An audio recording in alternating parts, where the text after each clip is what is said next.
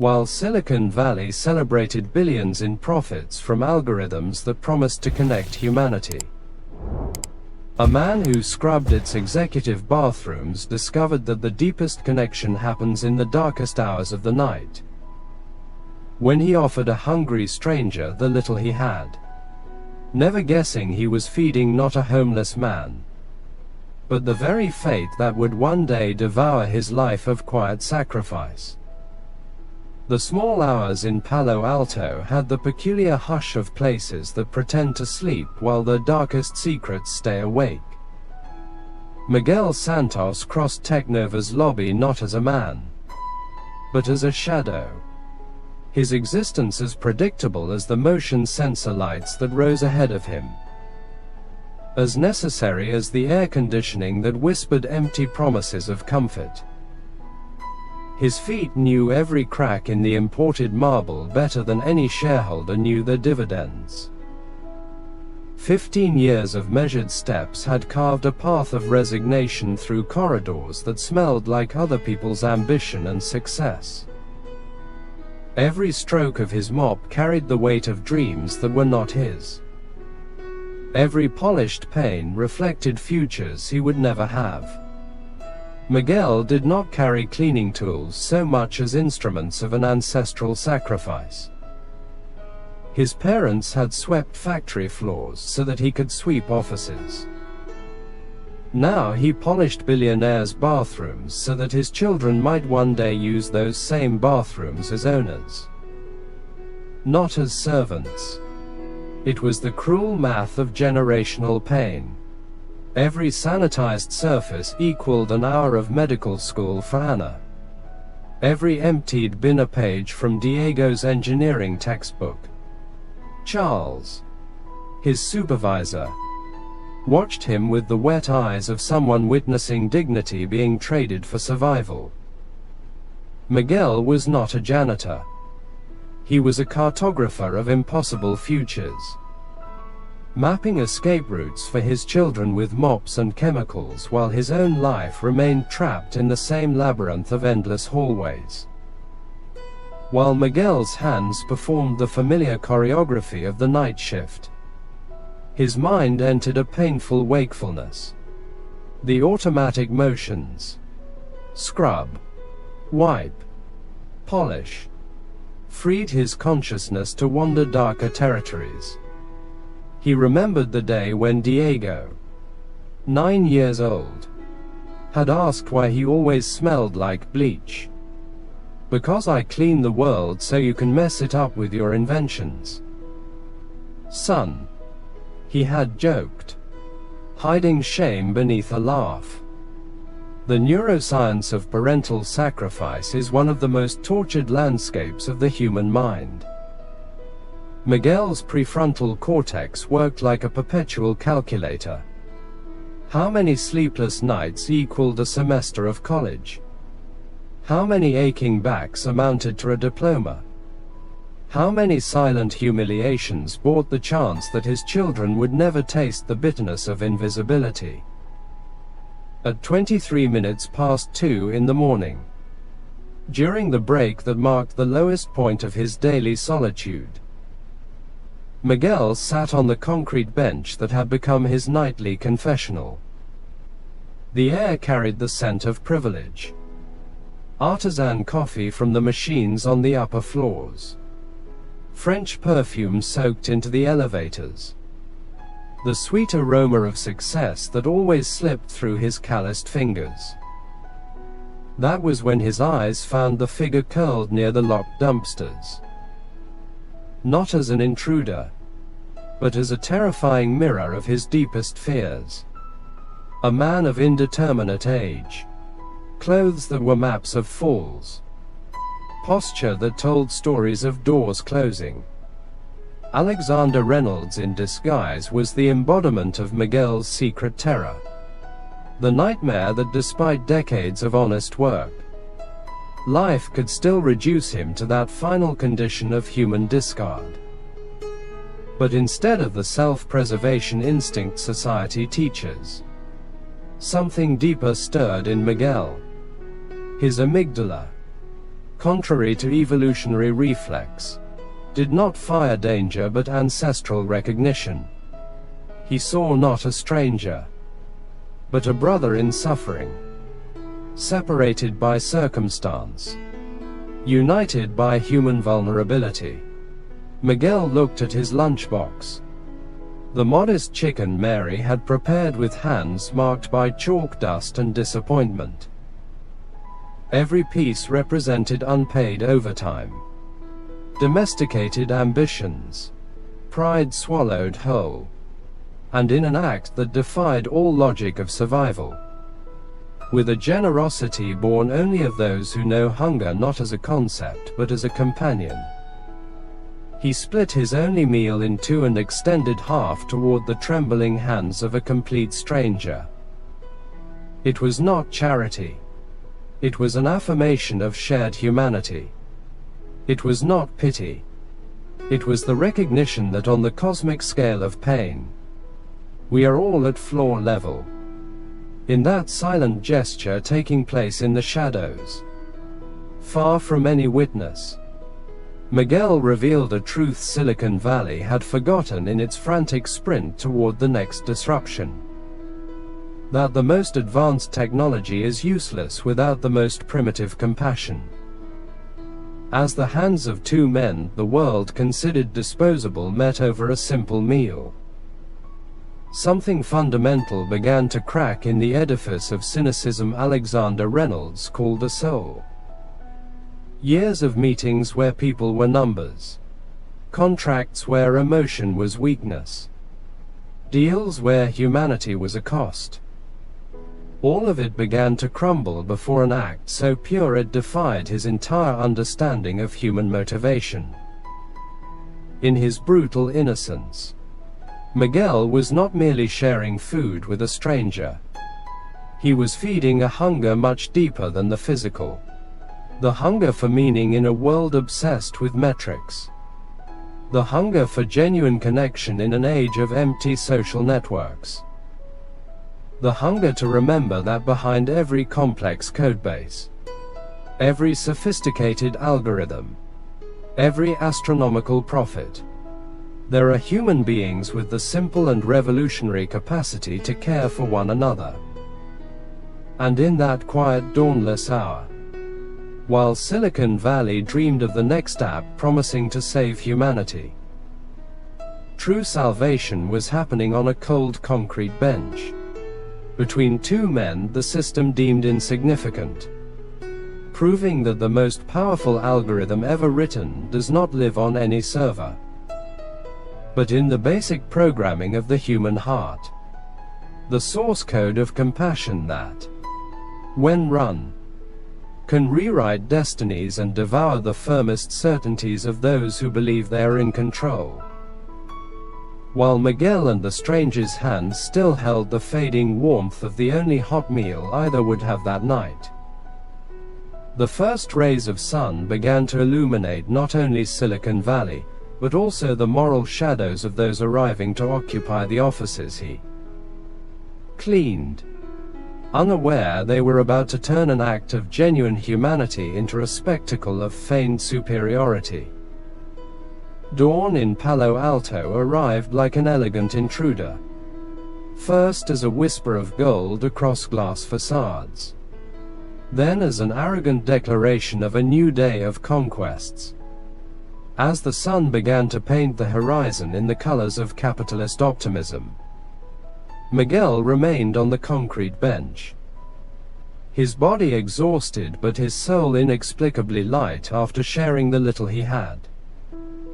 Alexander Reynolds, still inside his disguise as a homeless man, watched Miguel with an intensity that ran deeper than scientific curiosity. There was something in this custodian that defied every behavioral theory he had studied at Harvard. A generosity that did not ask for recognition. A compassion that expected no return. A humanity that existed outside the reward system governing the corporate world. But the peace of the moment was about to be violated. The first cars began to pull into the parking lot. not the modest compacts of the night staff, but the silent Teslas and arrogant Porsches of executives arriving early to perform dedication. With them came the social judgment that turned genuine gestures into performances for external validation. Bradley Thornton was the first to notice. His Model S slid into the reserved spot bearing his name. And his eyes, trained to detect opportunities for superiority display, locked on the two men at the bench. A custodian and a homeless man sharing food before sunrise. The perfect image to reinforce his own position of privilege. He stepped out, adjusting a watch that cost more than Miguel earned in a year. A condescending smile already forming. "Good morning, Miguel," he said, his voice projecting a false cordiality that never reached the eyes. "I see our custodian has a heart as big as his dedication to work." Miguel looked up, his face showing not shame, but a disturbing calm. "Good morning, Mr. Thornton. Just sharing breakfast." Vanessa Carter arrived next, her heels cracking against the concrete like warning shots. Her eyes scanned the scene with the precision of a social scoring algorithm, calculating the reputation cost of being associated with such a tableau. "How moving," she said, her voice heavy with the disdain disguised as praise that ruled executive meetings. "Even our cleaning staff is doing their part for the community. We should include this in our next corporate social responsibility report."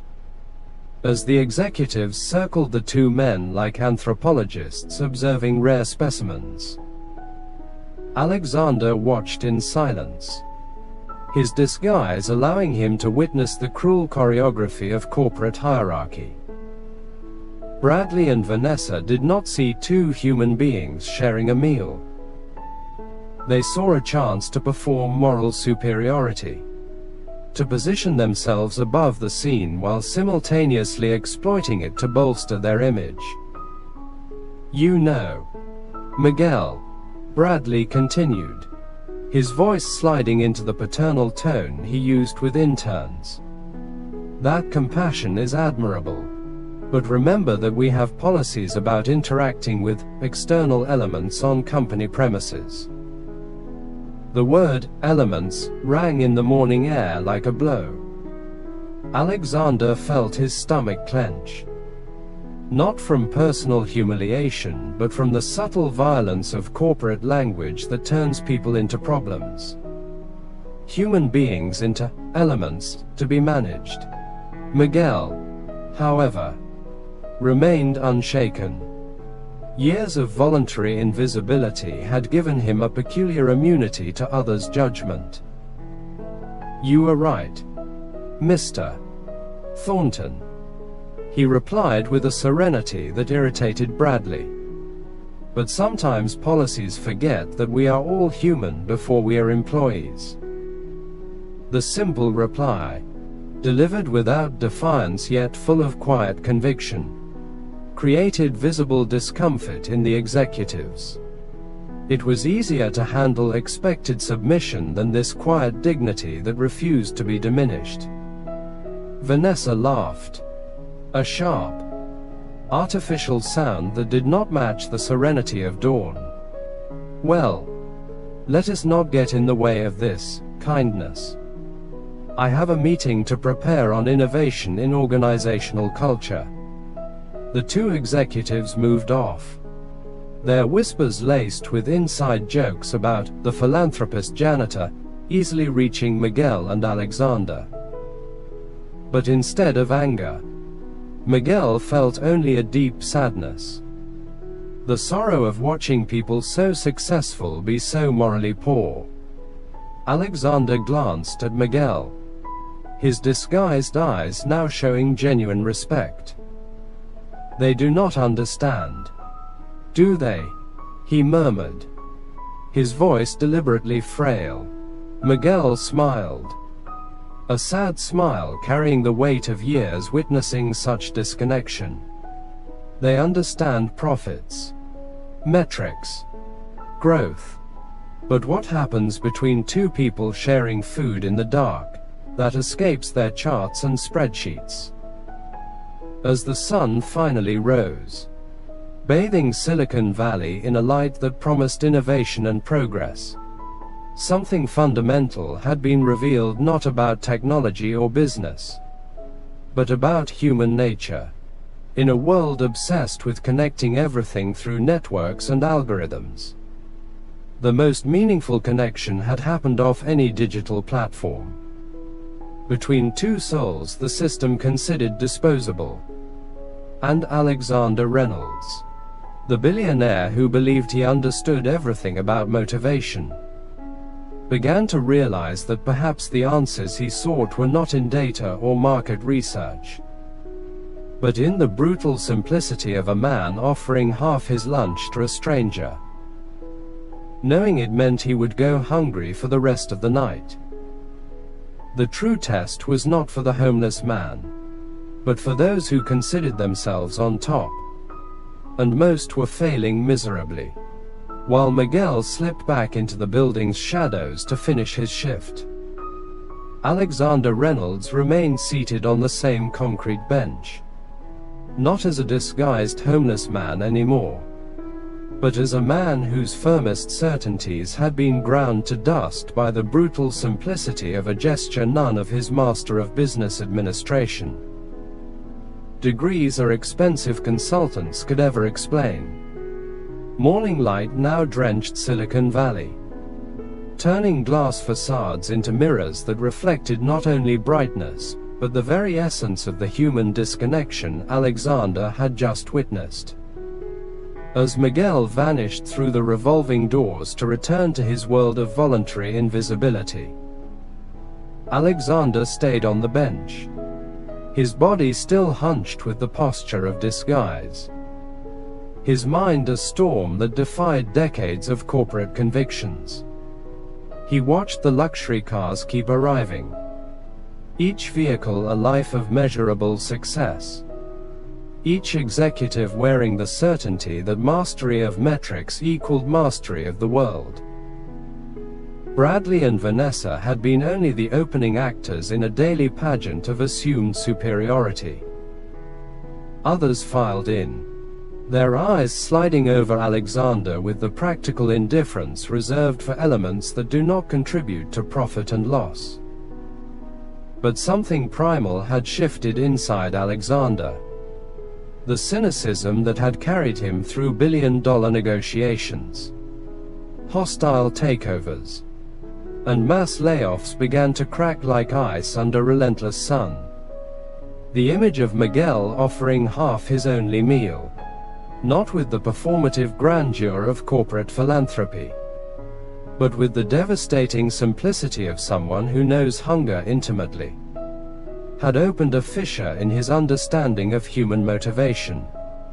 Years earlier, at a lecture at Stanford, Alexander had heard a neuroscientist explain that the human brain carries neural circuits dedicated to pro-social behavior. At the time, he found the idea academically interesting, practically irrelevant. Now, on that cold bench, he understood he had witnessed something beyond neuroscience. He had witnessed the human soul in its purest expression, not in a controlled lab, but in conditions where generosity truly matters. His eyes followed Miguel through the glass as the custodian resumed his work, not with the resignation of the defeated, but with the quiet dignity of a man who knows his worth is not set by salary or title.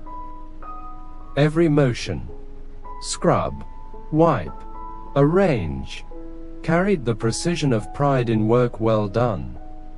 No matter how humble, he remembered executive meetings about employee engagement and organizational culture, abstractions that always collapsed into productivity and retention metrics.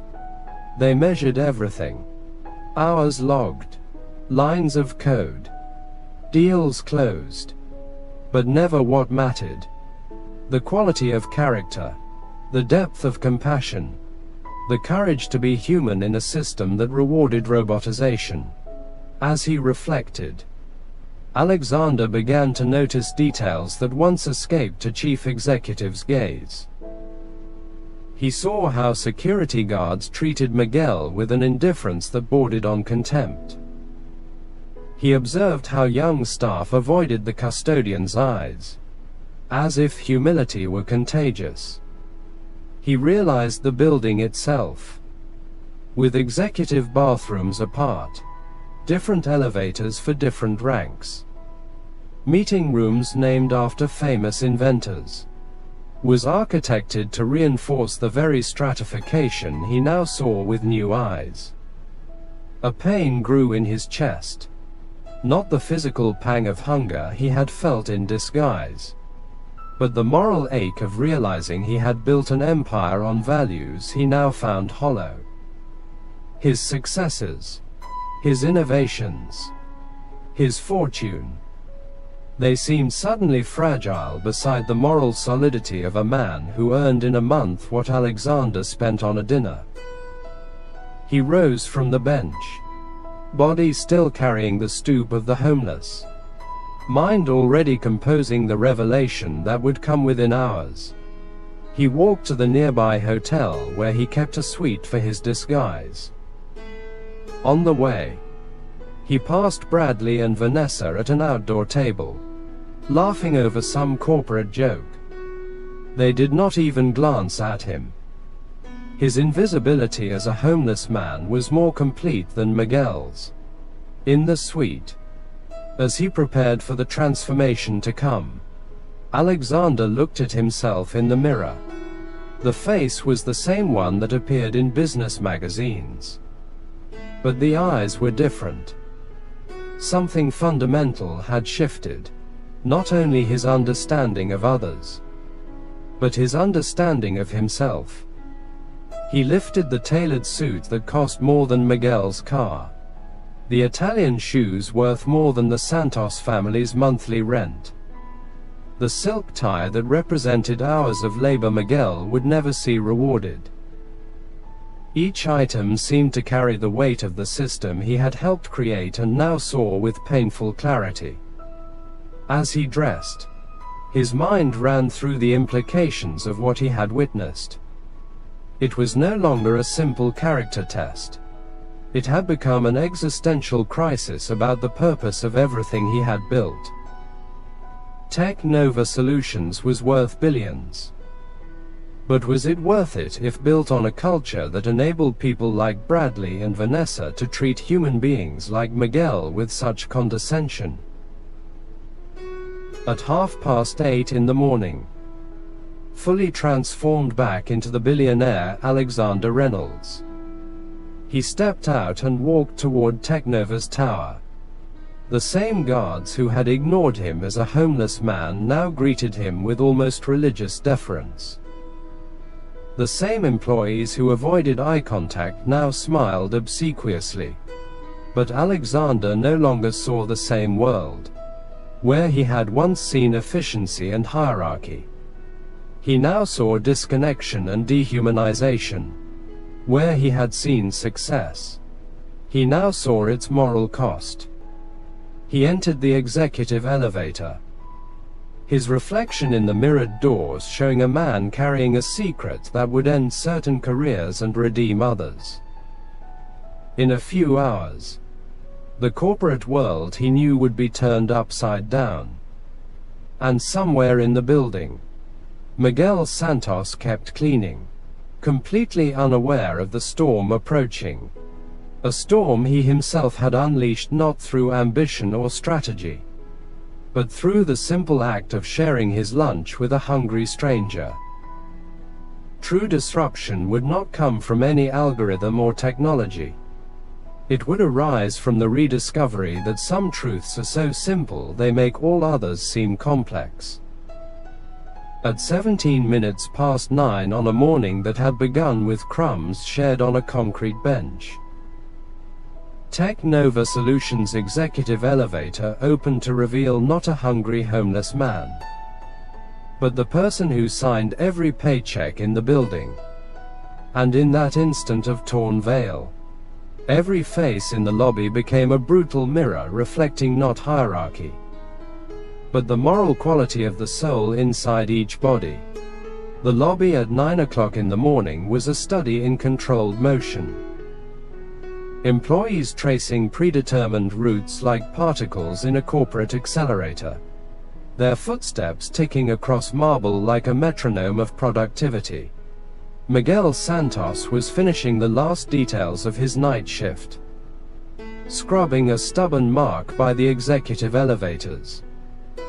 His body tired, but his mind still buoyed by the human connection of the hours before.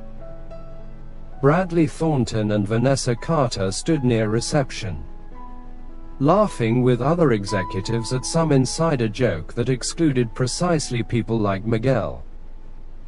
Their smiles were performances of success, their gestures choreographed to project confidence and control.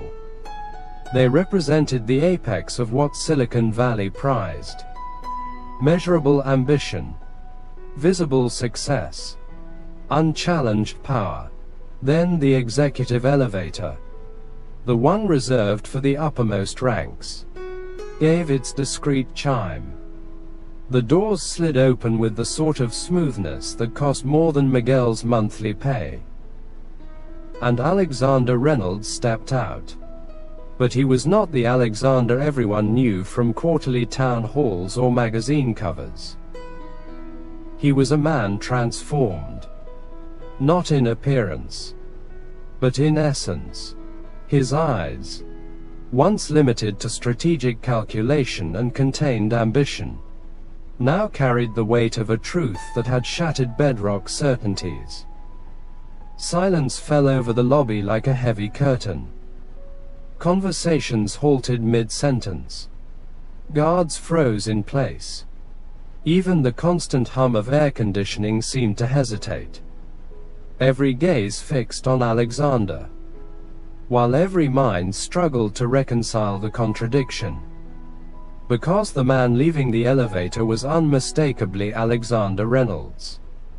The immaculate haircut, the tailored suit that fit like sculpture, the commanding posture forged by decades at the top. Yet he was also, unmistakably, the homeless man with whom Miguel had shared food only hours before. Bradley cracked first. His face shifted through a rapid, violent sequence: arrogant confidence, confusion, recognition, and finally a bloodless terror. A mind trained to compute risks and opportunities was suddenly calculating something far more elemental: the moral cost of his actions that morning. "Mr. Reynolds," he stammered, his voice stripped of its habitual authority. Vanessa seemed to shrink. A posture that usually broadcast power bent under the sudden weight of memory. Her eyes, which had skimmed over Miguel with condescending indifference, now locked onto Alexander with a primal fear. She remembered every word, every laugh, every disdainful aside, and heard each one tolling inside her like a sentence.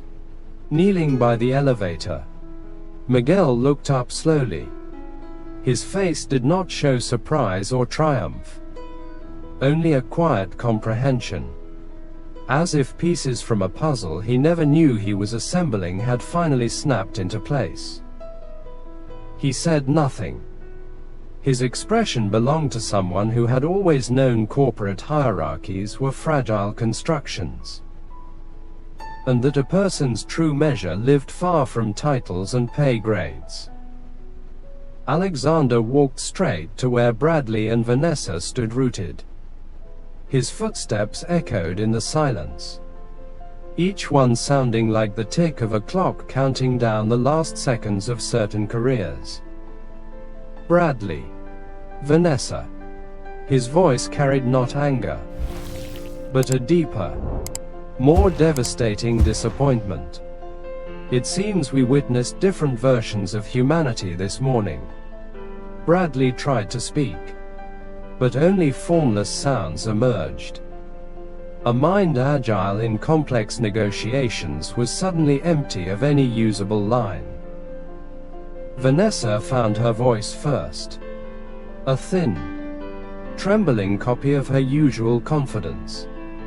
"Mr. Reynolds. We did not know. Exactly." Alexander said softly. "You did not know. And that is precisely the point. How we treat people when there is nothing to gain. When we believe they are invisible, insignificant, disposable. That is who we truly are." He turned and walked to Miguel, who was still kneeling. The contrast was cinematic. The billionaire in a faultless suit and the custodian in a simple uniform, looking at one another not through the lens of status, but through the prism of shared humanity. Alexander extended his hand, not to shake, but to help Miguel stand. The gesture carried so much meaning that several people forgot to breathe. "Miguel Santos," Alexander said, his voice now threaded with a genuine emotion no one had ever heard from him inside these walls. "This morning, you gave me far more than food. You gave me a lesson in what truly matters in this life. Lessons like this, well, they change everything." As their hands met, one hardened by honest labor, the other used to signing checks with many zeros. Something shifted in Teknova's DNA. This was not only a chief executive revealing a disguise, nor employees trapped in their own arrogance. It was the discovery that lasting power does not flow from hierarchy or salary, but from the quality of character that remains when every mask falls. In that instant, the truth did not need to be spoken aloud. It was written on every pale face, every eye avoiding contact, every breath held tight. Power does not corrupt. It reveals. And that morning, it revealed truths from which some careers would never recover, and others were only beginning to learn, while the shock of revelation still reverberated through Teknova's lobby, turning Italian marble into a silent courtroom where each person was both judge and accused. The first consequences began to descend, not as punishments imposed, but as inescapable truths planted hours earlier in simple gestures, now harvested as altered destinies. The quiet in the lobby had a different quality now. It was no longer the hush of corporate reverence, but the thick silence of collective moral judgment. The witnesses were no longer passive spectators. Each had become an unwilling subject in a social experiment where their own consciences were the cruelest instruments of measure. Bradley seemed to have aged 10 years in 10 seconds. The confidence that grew from six-figure bonuses drained from his face, leaving it pale and slick with sweat. Eyes trained to scan rooms for strategic advantage were fixed on Alexander with the panic of a cornered animal. Every condescending word he had spoken to Miguel now hammered inside his head like nails sealing his professional coffin. Vanessa looked worse. A slight tremor ran through her body. Her elegant hands twisted together in a nervous motion she would never allow in normal circumstances. She remembered not only what she had said, but the tone, the peculiar blend of disdain concealed as praise that was her specialty in executive rooms. Every nuance returned now to haunt her with painful clarity. Alexander watched them for a moment that stretched into what felt like forever. His expression was not angry or triumphant, but heavy with grief. The grief of witnessing the moral collapse of people he had promoted. Exemplars of the success his system had rewarded. "Bradley," he said at last, calm but weighted enough to make several onlookers flinch. "This morning, you saw me as a homeless man and treated Miguel as a servant. Now you see me as your chief executive and treat Miguel with, well, let us be honest. You are still not treating him as an equal. Are you?" Bradley tried to swallow, but his throat was too dry. "Mr. Reynolds, if I had known, and that is exactly the point. Is it not?" Alexander's voice remained calm, but sharpened to a surgeon's edge. "You did not know. Yet your actions were perfectly consistent with who you are when you assume no one important is watching. That, Bradley, is what we call character." He turned to Vanessa. "And you, Vanessa, your craft has always been the reading of social weather and strategic positioning. This morning, you read the scene perfectly, identified the players, calculated the reputation cost, placed yourself as morally superior without committing to anything real. Excellent tactics, completely empty of humanity." Vanessa shrank further. Her expensive clothes suddenly a ridiculous costume. Explanations rose to her lips. Justifications. Rationalizations. But each sounded hollow and self-indulgent. Miguel watched with an expression that mixed compassion and perplexity. He felt no triumph, no vengeance, only a deep sadness at the sight of brilliant, successful people so morally lost. Years of quiet work had taught him that true wealth was not what one hoarded, but what one shared. And at that moment Bradley and Vanessa were bankrupt. Then Alexander did something no one expected.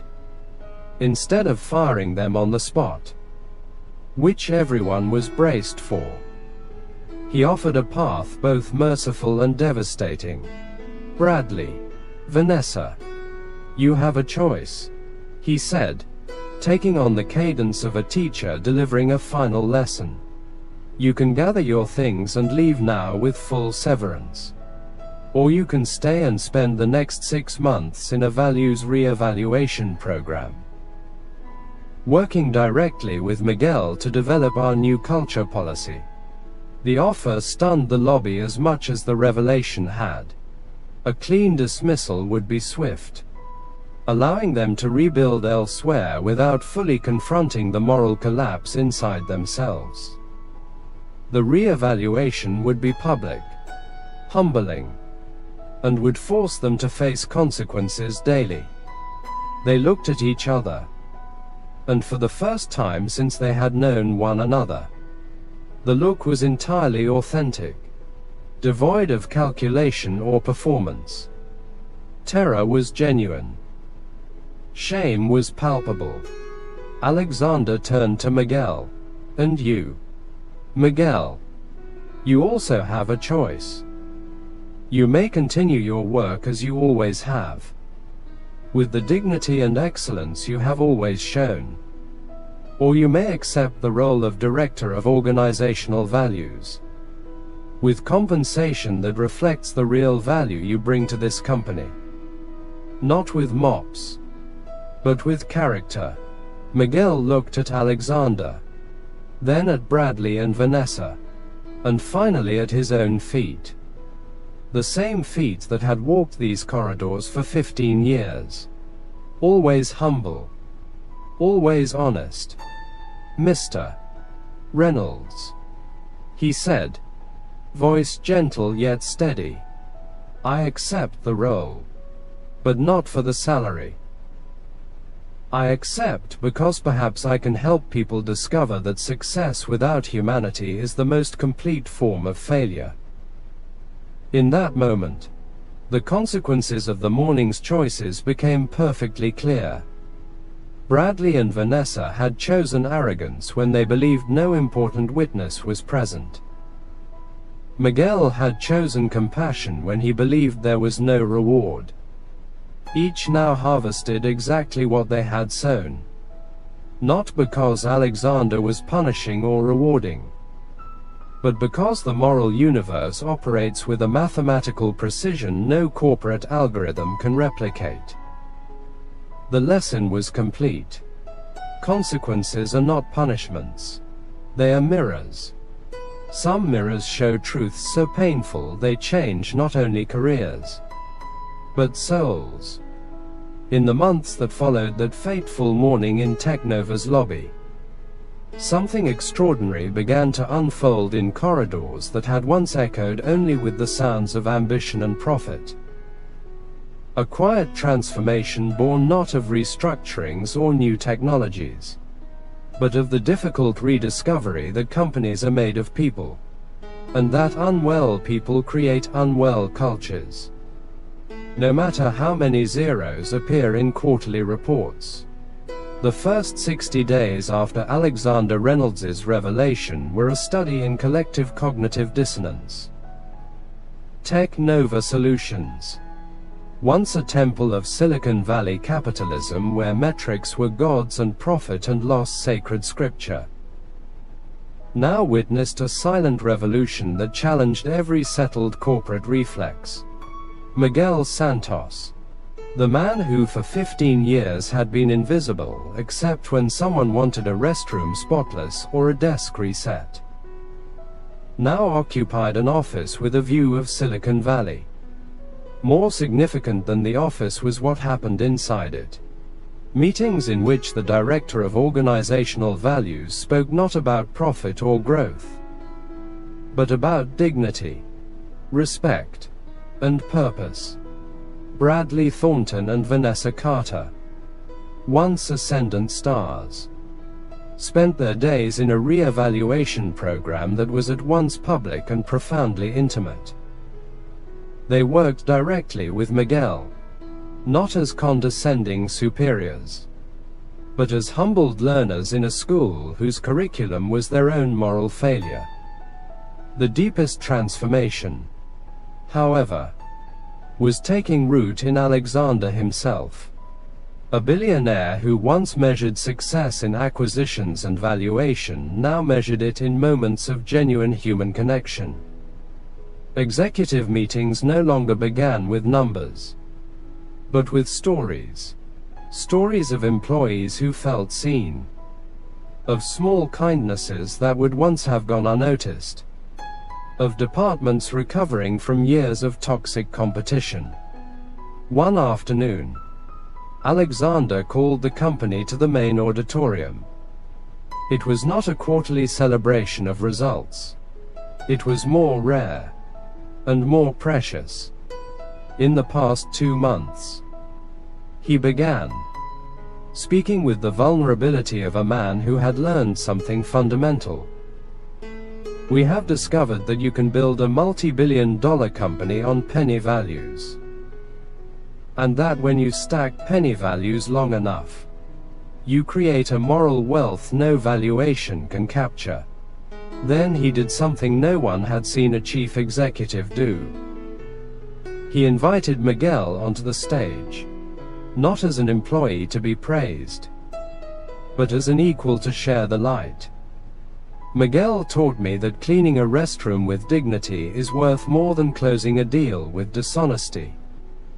Alexander continued, eyes meeting the gaze of hundreds of people. He showed me that sharing your only meal with a stranger demonstrates more leadership than any title on a business card. Miguel wore not an expensive suit but the same simple uniform as always. Now by choice, not necessity, he looked out at the many faces that had once slid past him. For 15 years, he said, his voice soft but carrying an authority no leadership seminar could teach. I cleaned the remnants of other people's dreams. I saw crumbs from important meetings, coffee stains from billion-dollar negotiations, drafts of ideas meant to change the world. Through it all, one truth became clear to me. Success that does not include humanity is the most complete failure there is. As he spoke, something extraordinary unfolded among the audience. Employees who had once avoided his eyes now looked up with genuine respect. People who had measured their worth by salaries and titles began to question those measures. The invisible hierarchy underpinning their interactions began to loosen, replaced by the recognition of intrinsic human value. Bradley and Vanessa sat in the front row, not by privilege, but as part of their re-evaluation. Their faces no longer showed the lobby's terror but a hard-won humility. They had not only worked with Miguel, they had listened, learning about his family, his sacrifices, his values. In the process, they discovered that the person they had most despised was the one they most needed to learn from. I used to think success meant climbing higher than others, Bradley admitted publicly days later during a values session. Now I understand success means helping others climb with you. Some people, like Miguel, were already standing on higher moral ground than I may ever reach. No matter how many promotions I get, the shift did not stop with individuals. It seeped into the company's structure. Promotion policies that had favored results at any cost now included assessments of character. Bonus programs that rewarded aggressive competition gave way to incentives for collaboration and mutual support.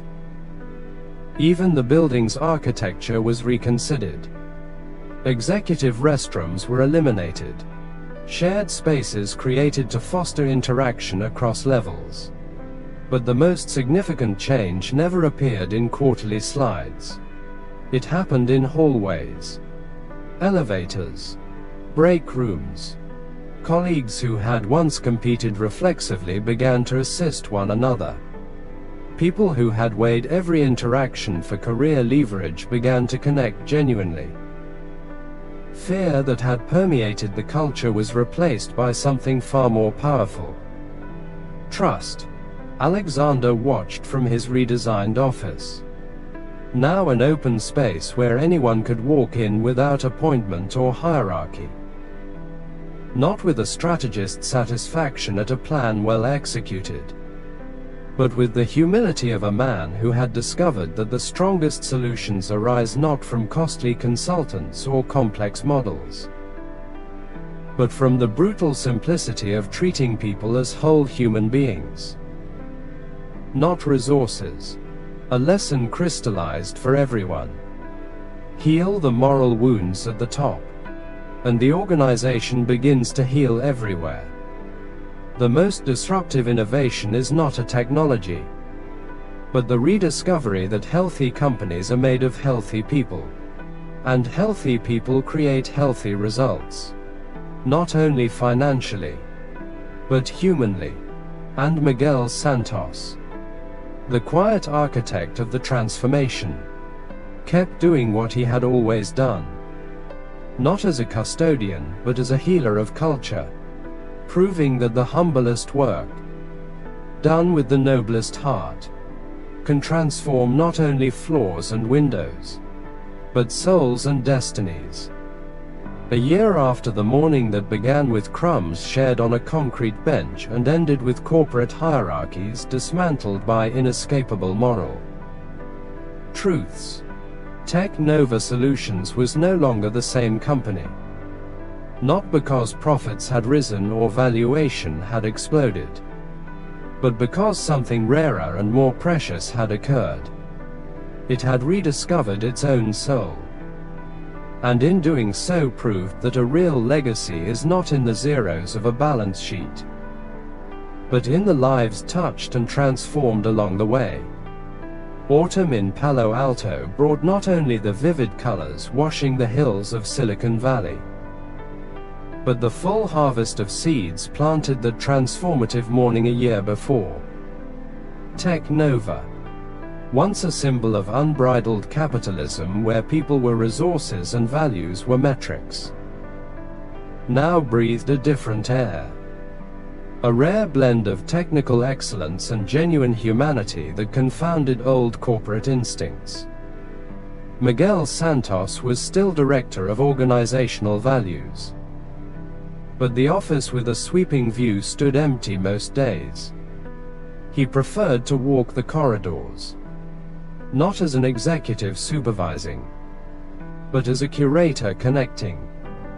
His steady presence reminding everyone that values do not live in manuals or slides, but in daily interactions among real people. His simple uniform had become not a sign of forced humility, but a powerful declaration that true worth needs no ornament to be recognized. His children, Ana and Diego, now attended university without the frightening shadow of student debt. Not because Miguel accepted an exorbitant executive salary, but because Alexander created an education fund for employees' children based not on academic merit, but on proven character. Ana, in her second year of medicine, already planned to specialize in community health, inspired by her father's witness that real care outweighs prestige. Diego, studying civil engineering, dreamed not of skyline trophies, but of bridges that would connect marginalized communities to progress. Bradley and Vanessa had completed their 6 months. Instead of reclaiming old positions, they requested transfers to roles where their skills could serve more meaningful ends. Bradley now led a mentoring program for junior staff, turning his sharp strategic sense toward identifying and nurturing talent previously ignored by the system. Vanessa directed diversity and inclusion initiatives, using her social acuity not for manipulation, but to build spaces that welcomed people without pretense. The deepest change, though, was rooted in culture itself. Meetings began not with dashboards, but with stories of human connection. Promotions considered not only outcomes, but the positive impact each person had on colleagues. Even the language shifted. Human resources became talent community.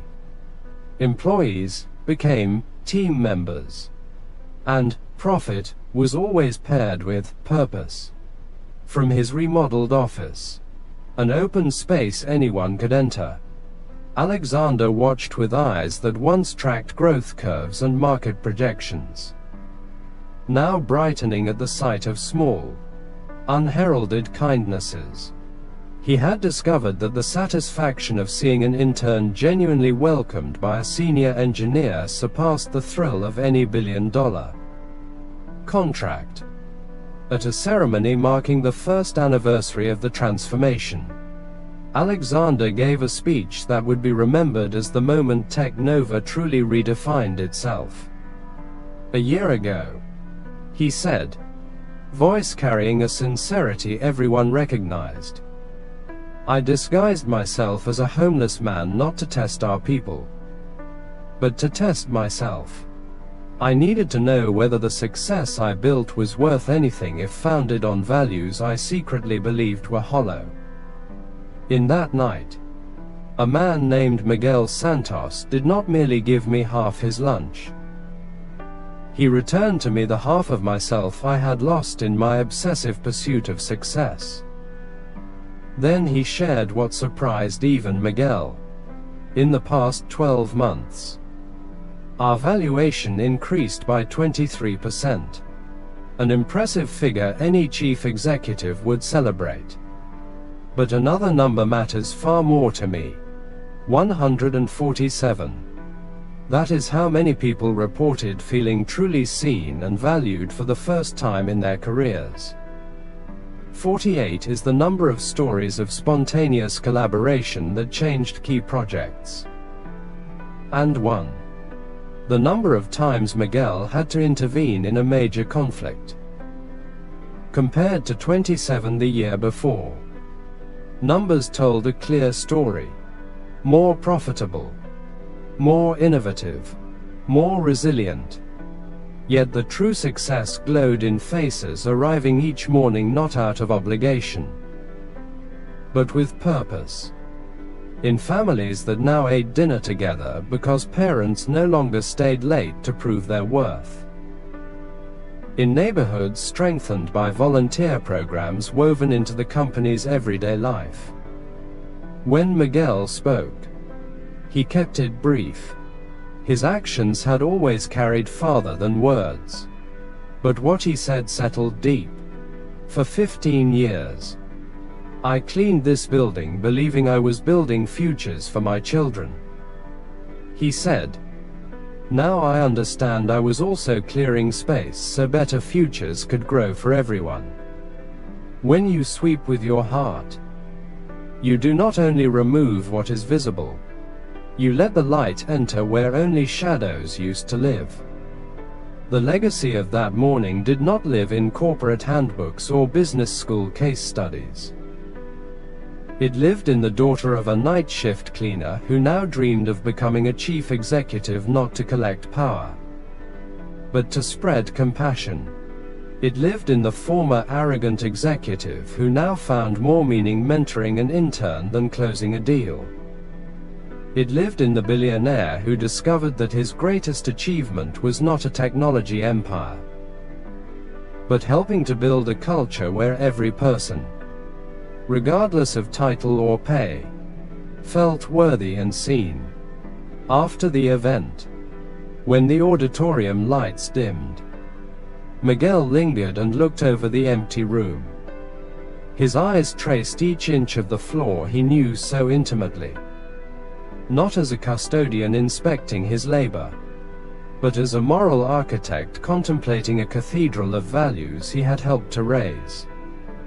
He walked outside to the same concrete bench where it all began. Not to meet a hungry stranger, but to sit in quiet and reflect on the extraordinary power of a simple gesture. Because in the end he understood that the most important lesson was not about business or careers, but about a fundamental truth.